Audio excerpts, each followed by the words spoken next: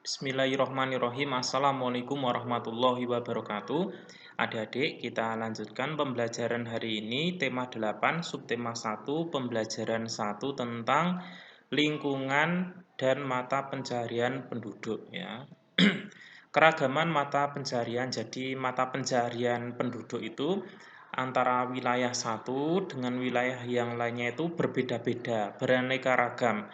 Nah, mata pencaharian penduduk itu kenapa beragam? Karena dipengaruhi oleh kondisi fisik dan kondisi sosial di wilayahnya. Jenis mata pencaharian penduduk berdasarkan kondisi fisik di lingkungan.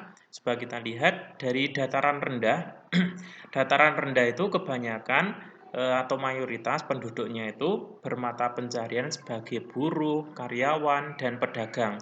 Kemudian penduduk di dataran tinggi mata pencahariannya biasanya kebanyakan petani dan peternak ya. Jadi lebih banyak yang bertani dan beternak karena tanahnya subur ya di dataran tinggi.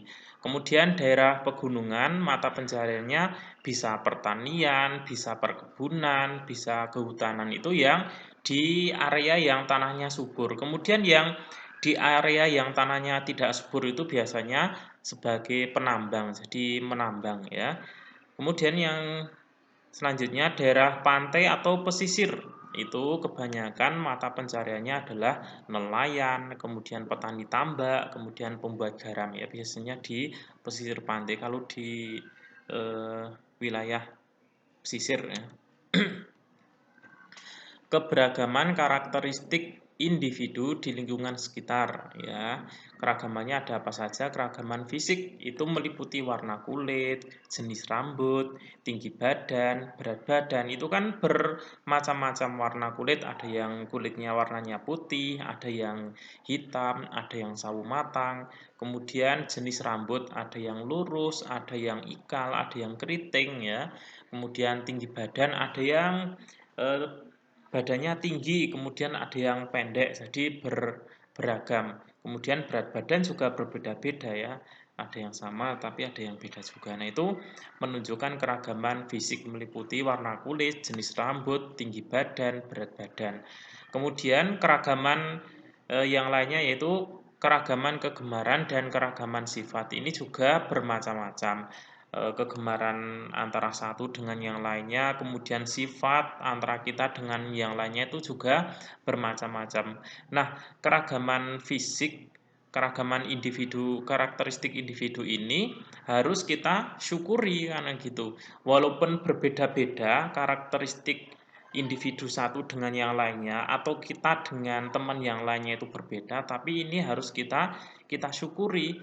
Kemudian wujud syukurnya atas keragaman karakteristik ini dengan cara mengembangkan potensi atau bakat yang dimilikinya. Jadi potensinya apa, kemudian bakatnya apa di masing-masing individu itu. Nah, silakan dikembangkan. Itu wujud dari bersyukurnya kan itu. Jadi kalau beragam ya harus kita syukuri kan itu. Sikap yang harus ditunjukkan terhadap keragaman karakteristik individu. Jadi sikap apa saja yang harus kita tunjukkan? Yang pertama, menjalin kerjasama dengan semua orang. Jadi dengan siapapun kita harus menjalin kerjasama. Kemudian menghormati perbedaan karakteristik yang dimiliki individu lain. Menjalin pertemanan tanpa memandang perbedaan ciri-ciri fisik. Siapapun teman kita, ciri fisiknya seperti apa ya kita harus tetap berteman dengan baik kan gitu. Tidak boleh membeda-bedakan, wah dia itu kurus, dia itu gemuk, dia itu tinggi, dia itu pendek, saya nggak boleh seperti itu. Jadi dengan siapapun tetap kita menjalin pertemanan. Yang berikutnya, tidak merendahkan ciri-ciri fisik ataupun kemampuan yang dimiliki oleh orang lain, karena kita tidak tahu juga, siapa tahu dengan kondisi fisik yang seperti itu, dengan kemampuan yang seperti itu, dia itu mempunyai kelebihan yang sangat luar biasa sekali yang tidak dimiliki oleh siapapun. Jadi selalu kita itu tidak boleh merendahkan siapapun di hadapan kita itu ya. Nah, yang berikutnya keragaman kegemaran individu. Jadi kegemaran ini juga beragam. Kegemaran individu itu contohnya ya ada yang membaca buku kegemarannya, kemudian ada yang gemar menulis, ada yang gemar menyanyi, kemudian bermain bulu tangkis, sepak bola, futsal, basket, dan memancing dan masih banyak lainnya kegemaran individu yang berbeda-beda. Sikap yang harus dilakukan terhadap keragaman kegemaran, yang pertama menghargai kegemaran orang lain ya, tetap kita hargai walaupun berbeda. Memberikan apresiasi atau penghargaan terhadap orang lain yang berprestasi. Kalau ada orang lain yang berprestasi itu kita ya mengapresiasi ya.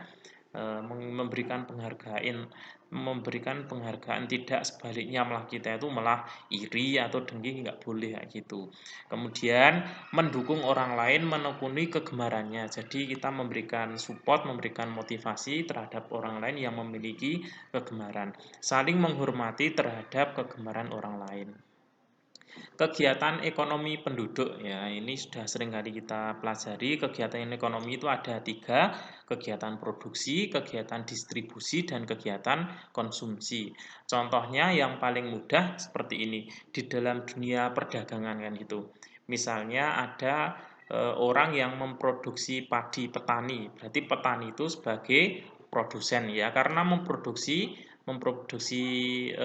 beras atau padi, kemudian berasnya itu dikirimkan oleh pedagang, jadi dibeli oleh pedagang. Nah, pedagang di sini ini sebagai apa? Sebagai distributor, karena nanti tugasnya itu mengantarkan dari petani disampaikan kepada pembeli. Nah, yang membeli beras kepada pedagang itu namanya adalah konsumen. Jadi itu contoh yang paling mudah seperti itu. Jadi petani sebagai produsennya, kemudian pedagangnya itu sebagai distributor. Nah, pembelinya yang membeli ke pedagang itu namanya adalah konsumen. Sebenarnya banyak lagi contoh yang lainnya ya.